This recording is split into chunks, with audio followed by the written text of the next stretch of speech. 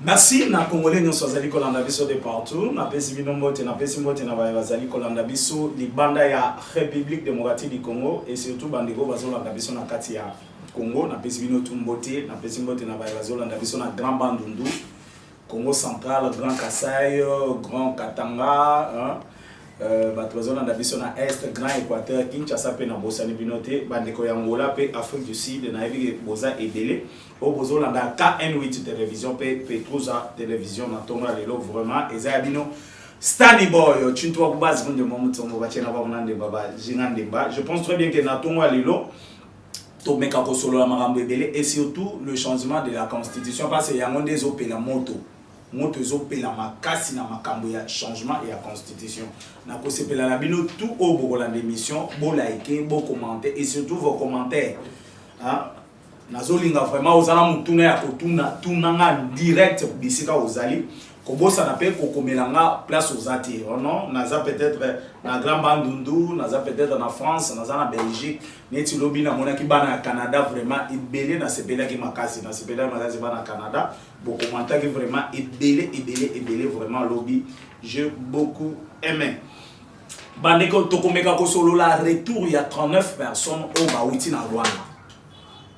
Au Bauti na Rwanda 39 personnes plan na bango izanini ba Congolais oyo Rwanda bakangaka na shiti ya Goma na shiti ya Masisi na shiti ya Babisika ebele o banchemina na Rwanda mais 39 personnes bazonga kilobi mais les 39 personnes bazaki interpellé na ba service na biso à partir de Uvira tokoyebaki nini plan nini au Rwanda azali ko planifier parce que du côté de Rwanda batebele ba monaki que non le Rwanda a déjà essoufflé, le Rwanda n'arrive pas mais je vais vous dire que non le Rwanda est en train de planifier, le Rwanda est en train de planifier aussi de son côté comment akoki ko faire tourner situation ezali ko le kanaka tsamboka na parce que Paul Kagame na utaki ko yebisa bino asali saki ba réunion vu présence ya monsieur Nicolas Oyazali le nouveau ambassadeur ya États-Unis na kati ya Rwanda parce que ce monsieur là ce que ozo ebade c'est le monsieur qui a fait tomber Saddam Hussein. C'est le monsieur, il paraîtrait, je mets ça au conditionnel parce que je n'ai pas de précision, il paraîtrait que le monsieur, c'est bien lui qui a fait arrêter Nicolas Maduro. Donc c'est un monsieur au bâti na kanaba opération difficile et surtout ce que vous allez côté les États-Unis d'Amérique. Ceux qui bâtissent de l'eau, monsieur Anamboka comme ambassadeur, sachez bien que déjà Manyo na maï au bâti l'eau déjà. Nde Omoni Kagame comment parce que Kagame a eu vraiment le temps de collaborer avec les Américains. Il a eu le temps de collaborer avec les Américains. Plusieurs services na kati ya Rwanda sont formés par des Américains. Des commandos que vous voyez là au Rwanda sont formés par des Américains. Plusieurs généraux na kati ya Rwanda. Omoni Kagame avait même peur. Il y a Herbatindi Nicolas, il a eu à changer directement tous ces généraux basés dans la chaîne de commandement. Parce que de peur que Batouana Bakoki Kobaluka contre eux. Et Kagame a se limité au monaki a ekoki même na Rwanda pour na kokende na Pologne. Mais arrivant en Pologne, ne bisika o wapi a ekota la keno atana kimina na Pologne, atana saliboy. Parce que deux dictateurs sont des gens au balingaka kokufa bango mokote. Ba dictateur balingaka kokufa bango mokote. Na ebi to kosolo la mona émission na biso alelo, vous allez comprendre nini et zali koleka. Et alors les dialogues aussi. Toko solo la lisolo dialogue bandeko tolandi ba wazalendo ya Uvira baboy dialogue tolandi ba tebele na est de la République bazoboya dialogue et surtout dialogue bandeko il fallait ce qu'il faut savoir que non dialogue est comme ça les malolenge basango bazali ko penser de na dialogue si je ko sala kaka moko comment trouver la paix à l'est de la République parce qu'il n'y aura pas question de changement à la constitution to ya kolobela mo na dialogue non les institutions o ezali ko diriger mboka. Et ali ba institution eli acceptons peut-être que non toké na dialogue pour le lenge bango bazali ko penser ba partager ba poste. Nous avons la constitution au bazolo bato changer té totalement la constitution au bango bazolo bato changer té mais tant que constitution au bango bazolo bato changer té ezali ko exiger premier ministre parce que Fayulu azolo ka ki premier ministre. C'est ça que les Congolais peuvent savoir. Fayulu akenda ki ko senga ki premier ministre na Bujumbura. Je m'excuse. Basenga ki ba poste na Bujumbura. soit tous sommes analogiques des choses. Bolobito changer la constitution. En même temps, Bino Batobozali que la constitution ne soit pas changée. Bozali qu'on contredire même constitution. Bozali qu'on violer même constitution. Elle faillit la Zosenga. Batia est premier ministre. Sur quelle base? Parce que la constitution est le pour Moutou à la première ministre, il faut abîmer la majorité parlementaire. Mais faillit la Zatana député, mon côté n'a pas assemblée. Faillit la Zatana député, mon côté. Les députés qui sont là dans l'Assemblée nationale, Basali va député élu par le peuple congolais. Et maintenant, nous allons prendre Fayou Kocha et premier ministre dans Magini. Parce que Bango Moko va le but, tu respecter la constitution. Et la constitution, tu sais que d'après qui serment. Et la constitution de Bimisa qui est président, oui. Acceptons que nous allons respecter la constitution. Et alors, toi, Fayou, tu seras premier ministre, sur quelle base? Et ça sont des questions qu'il faut poser à Fayou. Parce que deux fois, ces gens-là, on a comme si Bazalamaye, les Congolais, n'y sont. Et je me suis toujours dit, Banoko Yobakoti Kalakoza la Maël était tant que Bazoli Ambongo Makila ba Congolais. Je vous ai toujours donné des exemples. Donc, des exemples, donc, par exemple, Moko Yabana Mike Bakoki ko comprendre facilement. Nazala ba téléphone, on a ngandenge, Nazala on a maboko boy, nakasi andaku. Un voleur qui entre à Zoï ba téléphone. Akeya teki peut-être on a $100, $200, on a pris à retrouver. Bon, à tes téléphone. Mais il prend même $10. Aïe, copé ça moi dans la katianda. Après, si des konanga zova dans la katianda. De façon que ceux qui n'ont pas mal au sur le téléphone, et quand on met sur moi na oya liembongo ya téléphone. C'est ça qui arrive maintenant à Bafayou, Bakaboum des consorts. On tire à l'est de la République. Bazu minéré ya Congolais, bazu minéré ya Makila Congolais. On va vendre ces minéraux par Paul Kagame et la France et consorts. Bazu mbongo baye kopé sa bango pour faire maintenant tout ce que bazana katia kosala. Et bazo zwambo mwana baye, c'est des fois cet argent ils ont commis sa bango intelligence que musika. Bazo comprendre les sous makamunenge zo kendede. Comment vous avez le changement de constitution? Non, tu sais qu'il y a quoi changer la constitution. Mais en même temps, tu sais qu'il y a comme son premier ministre. Donc, la constitution de la République démocratique du Congo peut être changée par d'autres décisions. Et c'est ça ce que vous voulez dire aux Congolais. La constitution de la République démocratique du Congo. Et quoi qu'il changement quand sur décision, mais là maintenant, Nakatia Minoko, si les Congolais ne comprennent pas bien les choses, Nakatia Minoko, vous parlez toujours du peuple. Mais comment ce peuple-là, si réellement vous êtes avec le peuple, si réellement vous pensez qu'il y a un peuple que vous pouvez compter sur ce peuple-là, il faut accepter d'aller dans un référendum. Parce que la loi référendaire, on a déjà la Cour constitutionnelle. Bon mata, bon kita. Parce que c'est comme si, je viens de le dire ici, c'est comme si Bavio Yomitu et Zosala Nege Sengele Zalate. Pour ne pas dire que Mitu et Zosala bien. Parce que ceux qui ont la logique des choses. Bozo le peuple. Mais peuple, on a toujours un référendum. Na constitution. Peuple, ça, il y a un nyonso. Peuple, ça, même, il y a Mibeku. Peuple, ça, même, il y a président de la République. Parce que vous tous, que ce soit les ministres, que ce soit le président de la République, des institutions comme Bozala Katia Koloba, Bozabana Misala, il y a peuple. Parce que quand vous demandez au peuple, non, au peuple, référendum, au peuple, Basoboya, tu sais, il ne peut pas changer la constitution. Acceptons que le peuple va bouillir. Mais on va confirmer que le peuple va bouillir dans le référendum, non? Il faut que dans le référendum. Vous allez sensibiliser aussi les peuples, expliquer les peuples ce que vous voulez, et expliquer les peuples comment vous voyez aussi la politique, expliquer au peuple le lingue, tu sais que ça peut-être au nyon sobino vous allez penser. Mais aussi tu sais que bah expliquer peuple non, allez voter les référendums comme un référendum et ça voilà. Et peuple herba koya ko voter. C'est par là que nous allons comprendre que non, tu sais que n'a pas les peuples c'est l'opposition parce que ça n'a peuple. Mais comment vous refusez d'aller aux élections? Parce que vous pensez que l'intérêt du peuple n'est pas là. Et le peuple vous contredire. Vous allez être contredit par le peuple dans le référendum. Et les gens vont voir que tout ce que vous dites est au tendez d'abino. Et de même aussi avec ceux qui sont à l'est de la République, oh non, sauvons le Congo. Ah, sauvons les Congo. Et ça qui nous était. Boulot, j'étais au balo. Sauvons les Congolais. Est-ce que vous êtes venus sauver les Congolais? L'M23 tue chaque jour. L'M23 viole chaque jour. Sauvons les Congo Bozawapi. Et vous allez sauver le Congo maintenant dans la minéraux. Parce que vous avez la déminéré, vous avez la peuple congolais. Il fallait beaucoup un mouvement d'abord que sauvons les minéraux. Pillons les minéraux, c'est ça que vous pouvez dire. Parce que Kagame est en train de planifier comment tuer les gens à l'est de la République. Kagame est en train de chercher comment Akoki Kobanda Koboma Congolais. Comment Akoki Kosirisa Congolais. Pour remplacer ces peuples-là par les Tutsi Power.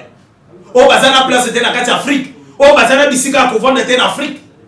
Parce que les Tutsi Power, Bazana pays, ok na Kenya, Bazali. Ok na Tanzanie, Bazali. Ok na Rwanda, Bazali. Ok na Ouganda, Bazali. Ok na Sud-Soudan, Bazali. Donc, ce sont des peuples nomades. Bazana pays fixe. Et maintenant, Kagame veut créer un pays. À l'est, nous sommes à Kagame dans tout ce qu'il fait à l'est de la République. Aza soutenu par ma pays na Outuko cité. Du moins que Tanzanie d'Azali vraiment, qu'on s'est exempté vraiment dans Makamboana. Mais ce qu'on a Kenya, Azali au four au moulin. Au Tali Sud-Soudan, Azali au four au moulin. Au Tali Ouganda, Azali au four au moulin. De façon que base un espace en République démocratique du Congo. No yokaki nanga alobaki déjà en avance que non. Si Chilombo ose de changer la constitution, et d'ailleurs, Goma, Tokozo ba document Kalaming était l'est de la République, Tokoma payé à part. Et c'était ça leur plan depuis longtemps. Et quand même, c'est quoi, comment on a que non? Pression au Isali Koye la na niveau à Libanda. Pression Isali Koye la na niveau à Libanda. Aza censé y a libérer la République démocratique du Congo. Au Tiko la Marco Rubio. Marco Rubio le bine. Marco Rubio lobby, il n'y a pas question de dialogue. Parce que dans ces dialogues-là, ne place dans les gens que Félix Antoine Tshisekedi Tshilombo a eu opposition à péter. Bato bazoki a monete bavantir. Babimia basali mo mouvement na bango basala ki jour mo théâtre ya bakaye au bandela mouvement mo kaka na enseignement. Et même a parlé du peuple. Basali théâtre na bawar bato bamonio na monina ni Tintin o nani. Epenge. Abimi o nini. Oh, nous avons cloué Tshilombo sur les sortes. Nathalie a bien bavantiré basé belé dans Bogo.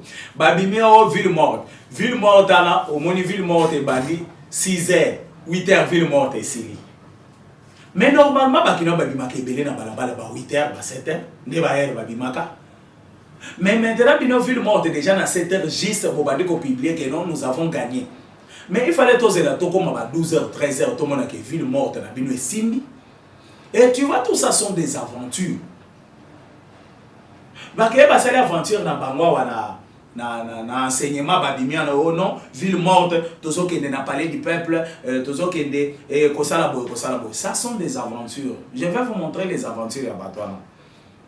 Je vais vous montrer les aventures. Na ebi sakabino na ba émission passée non. Le sauvant les Congo au Esalemi na Kenya. Baza bango mokote. Il y a d'autres branches au Baza wana Kinshasa. Branche eza na Kinshasa eza ya bafayulu bakabunde banani wana senti kikunya zagina no kikunya yeko kima parce bango tu bakima la soki a se sentir que aza déjà na dossier moko sale oyo peut-être bako kanga yo bien justice ekolandela bakima ka bango moko Kabila akima na Congo babengana epa mututé Katumbi akima na Congo babengana epa mututé Frank Diongo même chose Jean-Claude Vwemba Jean-Jacques Mamba bango tout mususu ya mandefa pembe petio na ni cornena akima akenda kaka bongo babengana epa mutute bakima ka bango moko soki a se sentir déjà que non place oyo dossier na outil ou bien infraction na outil ko commettre bakokanganga. Et maintenant bango comme les opposants en République démocratique du Congo surtout chez les Africains na mitu na bango si vous êtes opposant ata osali mabe bako simba yote soki ba simbio il faut se au comme ça un dossier politique batunyo so ils ont des infractions. Katumbi akena kosala l'aéroport ya Mulonda sans que asenga autorisation et pas l'état. L'infraction grave. RVA et éviter mais yozo sala aéroport na Zamba na kata Zamba. Tolongwana Jean-Claude Vwemba a détourné mon assemblée provinciale ya Congo central. Yemoko Achepoa. amoni ke bakomi ko landela mbongo ngoyi chef eye po elandela mbongo Jean-Claude Voye Machekwa Frank Diongo ayebi ke loi ezali ko exister pendant campagne okoki ko simba effigie à moninga mususu te mais lui est allé plus loin ya ko passer la même effigie tina ya chef de l'état il a fui de lui-même ici Matata Mponyo dossier ya Bukangalozo tout le monde bayebi balandele na justice a Chepwa akei nani mususu Kabila une fois bakangi Jean-Jacques Mamba bakangi nani c'est qui encore les noms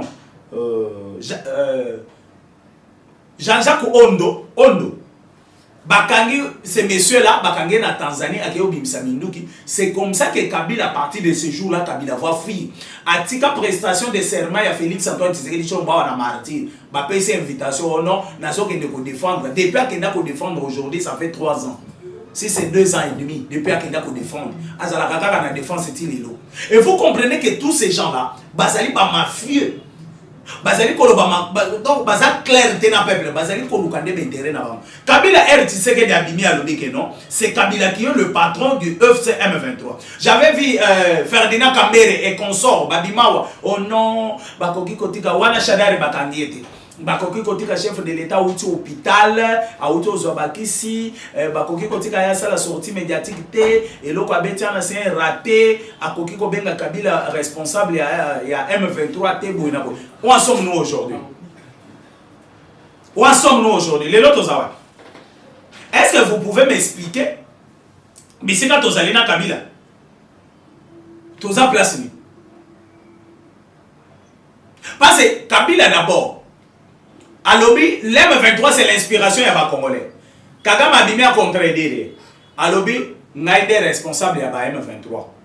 Ngaide na sana Goma, ngaide na sana Bukavu. Asuki wana te. Ayena sortie médiatique mususu alobi sans M23 Kigali ko exister te. Mais tant que Kabila nous a confirmé que l'M23 c'est l'inspiration ya ba Congolais. Qui dit vrai, qui dit faux. Et vous comprenez que bazana kati ya kofunda na bango. De même aussi avec le dossier et dialogue. Félix Antoine Tshisekedi Tshilombo voulait montrer na face du monde que non bateau le bazo le bel peuple était bazo le kande d'intérêt na bango. Je vais vous montrer un exemple. Les loba bimbisa bango nyonso ndenge bavanda na balobi que non Félix a yebise bango ça va nazo pe sabino pour Mathieu. Ah, bozo besoin premier ministre peut-être na 3 ministères. Bokende bovanda bino na bino boyela na kombo moko ya premier ministre na peut-être 2 combos bien 3 combos ya bateau na kopesa ministère. Ndeko nazo yebisoma ofi ko beta na kati ya réunion na pende bisika ba kopanza na bango nyonso et vous allez comprendre que bazali ba soifé à pouvoir. Parce que Fayulu Tilelo arrive à kaka kazala président Eli. Mais mandat ya président Eli a décès si la to banda mandat mususu. Azala kaka président Eli. C'est un rêveur. Un vrai rêveur. Félix Antoine Tshisekedi Tshilombo yeko chabango abengi basango boya. Malgré à condamner au Rwanda ngo bien te soki bato ebele na soka bazolo ba oh non cardinal Mbongo a condamné au Rwanda. Non, il n'a pas condamné le Rwanda.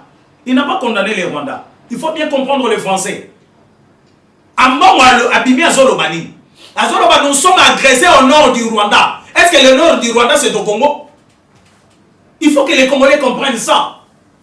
Le nord du Rwanda, c'est au Congo. Nous sommes agressés au nord du Rwanda. Nord du Rwanda, c'est au Congo.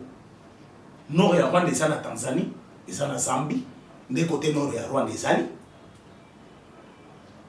nous sommes agressés au nord du Rwanda. Vous avez une vidéo, il y a Cardinal Bola Namalobanaye. Et vous trouvez que ces gens-là, ils ont la difficulté de condamner directement le Rwanda. Pourquoi?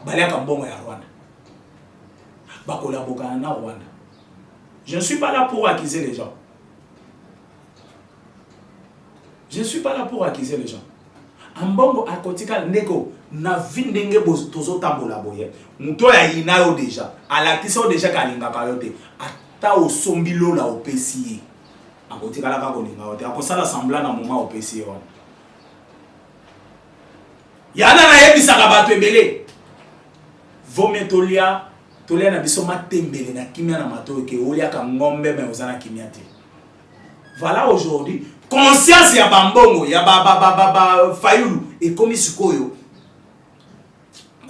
kolobela bango conscience na bango ko nyoto na bango ndeko kwa nini bobeta ke boy ndeko kwa nini boza omoni kabunda bimia zo silika Non, si tu sais qu'elle dit à respecter ma Kambaloba quitter jusqu'à les 15, nous allons prendre des décisions. Ma Kamoulini, tu sais qu'il bango. Est-ce qu'ils peuvent vous dire ma Kamoulini, tu sais qu'il y a le bagna? Peuple, ils peuvent vous dire ma Kamoulini, tu sais qu'il y a le bagna bango, à promettre qu'il bango lini. Tu sais qu'il y a promettre bango, il y a violer la constitution. Jusque-là, nous avons la constitution, ils sont en vigueur, il y a Kabila en 2026. Kabunda a fait une déclaration. Mais pourquoi ils ont caché la vérité? Bakena qui concerne la réunion lobby, na siège, il y a Katumbi, il y a Ipen. Na mise à Bissika Basala qui est réunion na bango ensemble. Est-ce que Bakoki Koyebi Sabino vérité, il y a déclaration Kabunda Wouti Kosala non? Jusqu'à les 15 du mois prochain, ce qui tu sais que dit à respecter ma Kambalobité, Tokozong et la balabala, wana Tokoyo Kamontote. Balabala Bozong na banane. Bozong na banane na balabala. Vous blaguez avec le peuple. Et bah toi ne peux mis balemi sat balakarabino na simana ba te so mitu na bango za normal. Vous blaguez avec le peuple. Il faut dire au peuple nini c'est de promettre qui non. Pour le peuple va comprendre que ces gens ici bazali bazo sala aventure. Balobi le 8 ba ko sala marche. Point de chute na bango palais de la nation. Ba ke Bujumbura mbam. Et pas d'achimie. Bazong yawa. Oh non, toche les vende. Les vende er babengi SCC na comment on appelle? Nasemko, Bakeimban, Bango Basope, les sous-marches. Baekoya oh non les 15. Les 15 hours, comme oh non, si tu sais que. Et vous ne comprenez pas que bateau bazali ko utiliser bino peuple pour leurs intérêts. Comment bazocha marche? Marche na bozo sala pona peuple. Mais babengi bino botiki marche Bakeimban. Bozongi de l'autre côté, non, les 20, les 22, le 22, tout ça la marche. Babengi si basam bino bostoper dans la marche. Bobo c'est là dans nos résolutions ils sont en train d'attendre quelque chose et pas tu sais que dit. Ndéomoni Kabunda yeko dévaler tellement que baza immature dans le monde politique. Ndéomoni babimi Kabunda bimi ba moko de si tu sais que tu ne respectes pas ses paroles parce que le cardinal babima qui na ça. Cardinal ne nous a pas dit que non, tu sais de promettre bango quelque chose. Mais comment aujourd'hui Kabunda va nous dire que non si tu sais que tu ne respectes pas malobanaï. Ya ba poste bozo zela. O bokendaki ko déclarer na Bujumbura et pas na chimie. Yo Kabunda bazong selo ba carré minye na yo. Ba peso yo ministère Fayulu a comme premier ministre, c'est Sanga comme ministre de la justice, Nini Binotou, tout ce que vous avez demandé dans la chimie, tout est bien déjà. Et maintenant, dans le ministère, vous avez intérêt à peuple les années. Peuple Obino Bozo utilisé dans le midi, matin, soir. Et vous aussi, les peuples, au Bozo, des individus, excusez-moi de les appeler des aventuriers. Bato bazoli mbongo makila ba congolais et comme obungisa bangona maele na mitu tala mususu ane penge soke penga awa na TV ndeko chilombo mais bazwa pas un étranger na plateau ya télévision, un étranger qui n'est pas même congolais abandi ko tangisa une constitution ya Congo, un congolais oyo azomi benga politicien mais à maîtriser l'article ya constitution en boka na eden. Quelle sorte de politicien que vous êtes? C'est pour cela que je Salabino tout le temps. Au moni, ce que nous avons dans classe est belé. Ce que nous avons dans classe est belé. Évitez à cause de la débat dans la classe. Peut-être vous pouvez dire que c'est l'orgueil. Non. Évitez. Pourquoi? Toi, dans la classe, ce que je vais expliquer au Makambo.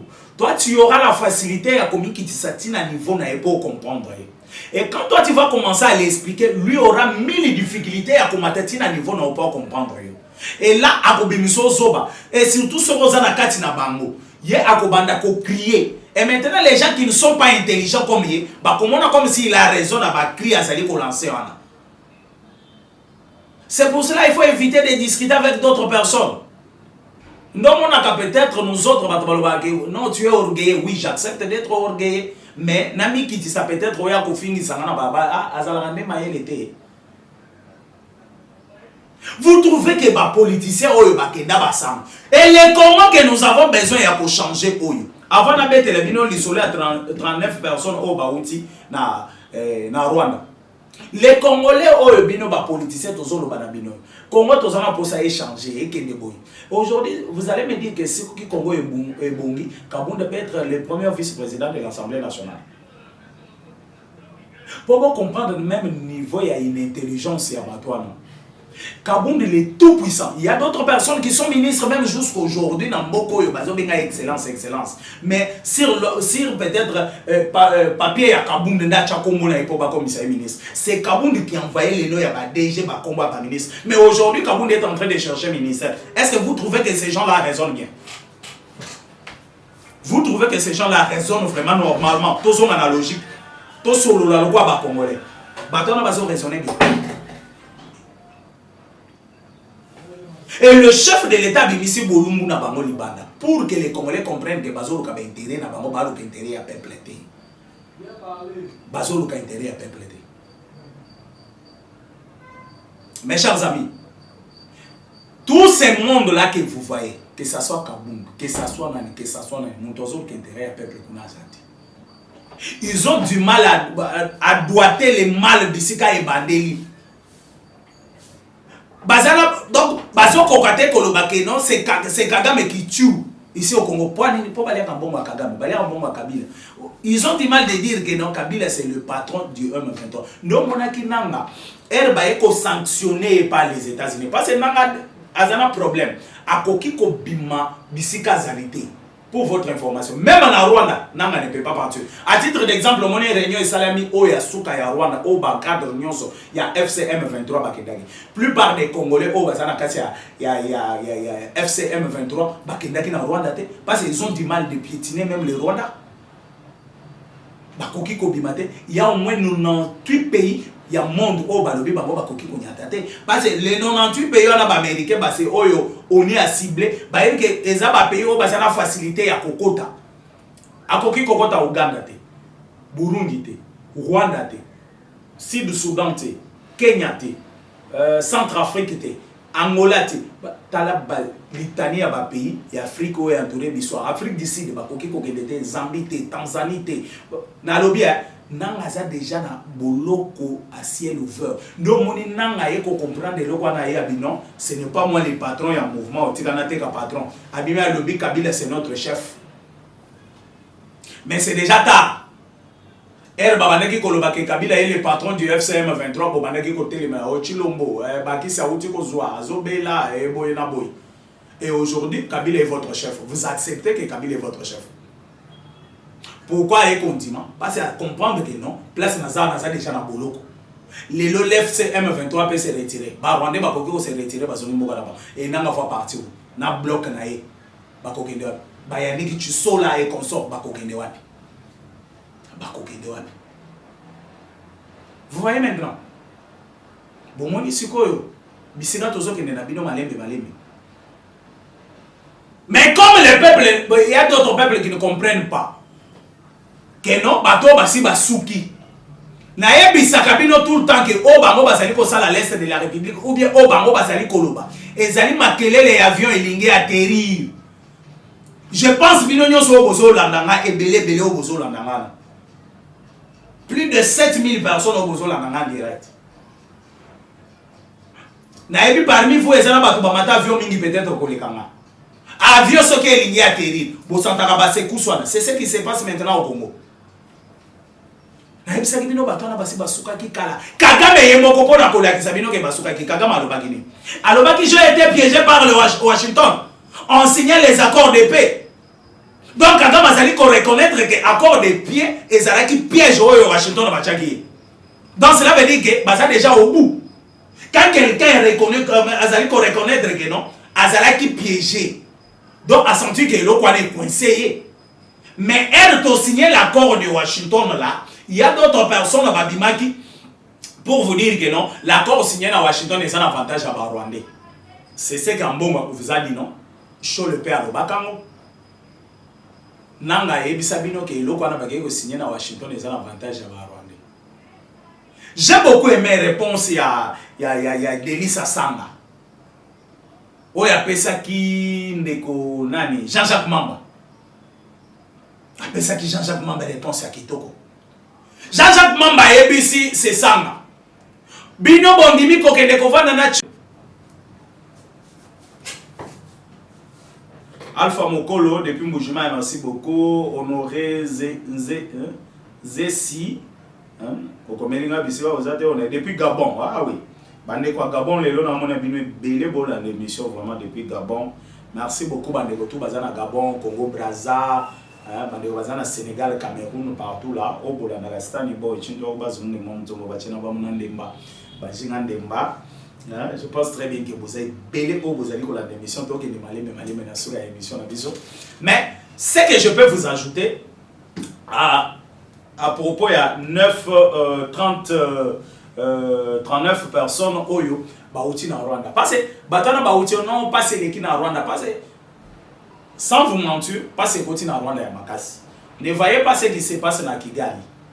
Bokende na ba province ya Rwanda ba pesa bino ba image ya province ya Rwanda na Rwanda okoki koyoka soulèvement populaire moko ekoki ko salema lelo tolobi parce il y a deux questions ba poser pour le Kagame. Il y a liboso ba posaka epa mwana na Yannick Kagame atuna lelo lobi soko okufi relation ni nokotika la biso bana na yo na ba président mosusu ya Afrique centrale. Kagame avait manqué de réponse.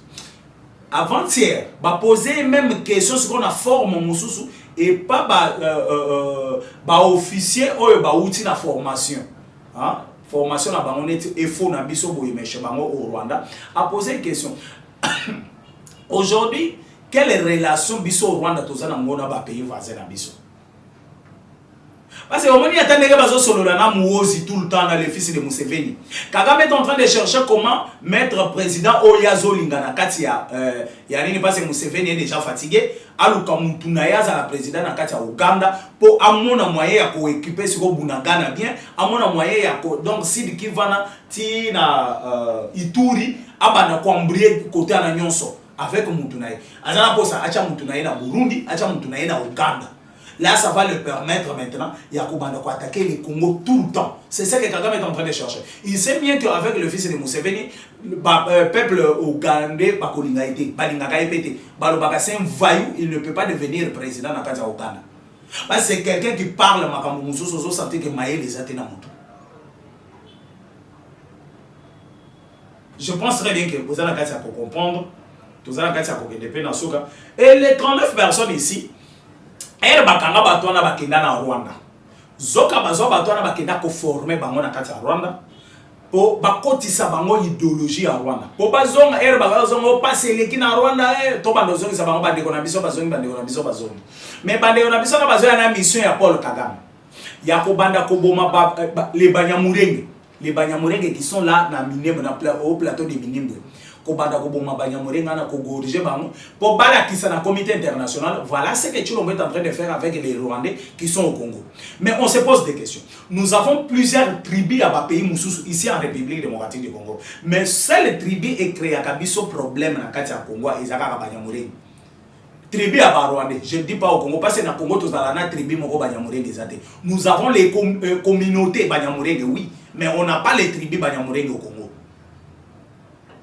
Parmi si c'est 40 quelques des tribus, 400 quelques des tribus que nous avons ici, tous à la Kana Banyamulenge te, bazalakate na ba tribu na biso. Mais na kati ya nini nous avons les communautés Banyamulenge oui. Ndenge pe tozana communauté nigériane ici, tozana communauté malienne ici, tozana communauté baza ebele awa na kati ya République démocratique du Congo. Mais toutes ces communautés là ne nous posent pas de problème. La communauté na président parce que Kagame nous a toujours donné raison que non, azana pour protéger les minoritaires qui sont au Congo. Et ce que vous voyez, ça va Nigériens majoritaire. Et les Nigériens qui sont au Congo, na Banyamulenge bazana Congo, banani bazana minoritaire. Les Maliens qui sont au Congo na Banyamulenge, banani bazana majoritaire. Nous avons les Bazombo ici. Les Bazombo ne créent pas de problèmes.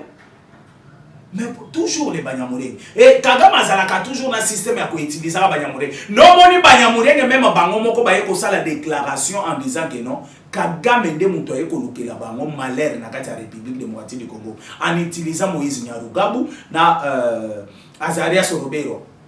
Bangonde baza la base ya liwa ya Banyamulenge belé na Congo. Les Banyamulenge balobi bango batinda ka bato na baki dosa la déclaration na bakombo na bangote. Et aujourd'hui Kagame a planifié pour tuer les Banyamulenge en République démocratique du Congo à travers 39 personnes au Babibaki. En attendant ba mususu balinga ki baya ko s'ajouter, ba mususu balinga ba kota na ndenge ya ko batama.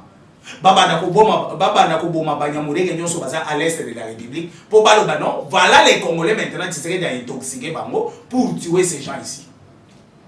Et bato baza même capable ya ko planifier comment ko boma bandeko na bango. Et vous trouvez que bato na siko bino ba Congolais lelo si ces gens là revenaient encore au Congo. Ba ko sala binoni. Ba ko sala binoni.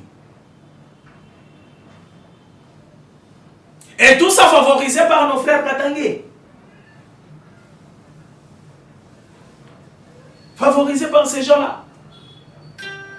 Vous trouvez que ici nous sommes en République démocratique du Congo et les Congo au biso tozali, ils allaient proposer les biso problèmes. Mes chers amis, likez-moi l'émission. Je suis à la fin de mon émission. Nde yamana nazali koloba soki na 26 provinces na biso nyonso tozala. Donc tous sera 11 provinces ndenge zala liboso. Vous pouvez me dire que demandant nyonso à Tshisekedi Félix Antoine Tshisekedi Tshilombo province ni neza servi ko lega ba province nyonso si ce n'est pas les Katanga. Si ce n'est pas les Katanga. Et peu ba poste nyonso clé en beaucoup depuis Félix est président, ils sont occupés par les Katangais. Mais s'il faut peut-être protéger Tshisekedi, il faut que les Katangais commencent le premier à protéger Tshisekedi. Soko kele lo na Katanga. Tokenda Katanga na époque Moïse Katumbi gouverneur, Toké Katanga à époque Kiabula et l'autre qui vient de quitter Jacques Kiabula et l'autre ici à Tikale à l'intérim. Tout ce monde à Katanga Nezali, des bâtiments de gouvernorat na Katanga Ezalakandeni. Mais allez voir aujourd'hui gouvernorat à Katanga. Allez voir les Katanga Nezali. Allez voir le Alaba. Allez voir Tanganyika, Kalemi. Comment on a construit. Kasumbalesa, la frontière à Kasumbalesa, allez voir des bâtiments administratifs construits là par Félix Antoine Tshisekedi Tshilombo. Mais les Katangais, Kabila qui était soi-disant Katangais, a dirigé Mboko pendant 18 ans. Qu'est-ce qu'il a fait pour les Katangais? L'Assemblée nationale, ils ont dirigé par eux. N'est-ce pas, mon Swahili? Le Sénat, ils ont dirigé par eux. N'est-ce pas, mon Swahili? Les chefs d'état-major général. Azanan, n'est-ce pas, Swahili? Mais aux hommes, on a dans les réseaux sociaux, au CENI dirigé par Kassaye, Cour constitutionnelle par Kassaye, président Kassaye. Mais c'est du n'importe quoi. Et vous oubliez qu'à l'époque de Kabila, Tozalaki, pas même les Kassaye, parce que quand vous parlez de Kassaye, c'est vague. Quand vous parlez de Kassaye, c'est vague. Kassaye, il faut déterminer que Kassaye n'est aux Olobela. Et maintenant, moi je connais dans ces pays ici, à l'époque de Kabila, Batutu va diriger l'institution pour citer un ambassadeur Katangé. Je dis bien les Katangé. Du haut Katanga, Bangonyon Sobato au Katanga. Tangani Kate, le Alaba Teni Nite Bangotu au Katanga. Ozungo Imuluna. Oye Kote Ozui Kaluba.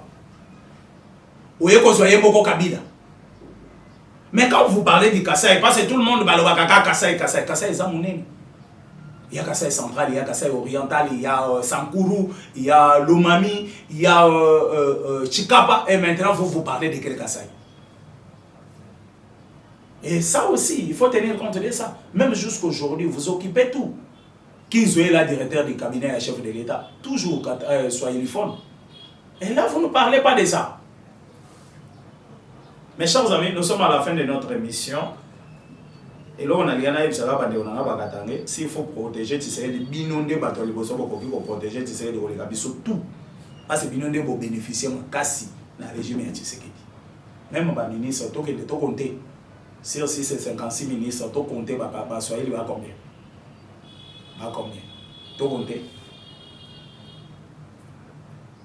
Qu'il y ait une introspection sur ça, pour qu'on ait une réponse au moment. Mes chers amis, nous sommes à la fin de notre émission. Mon numéro E plus 243 82 75 76 085. Plus de ça. Plus 243 82 75 76 085. Ciao, bye.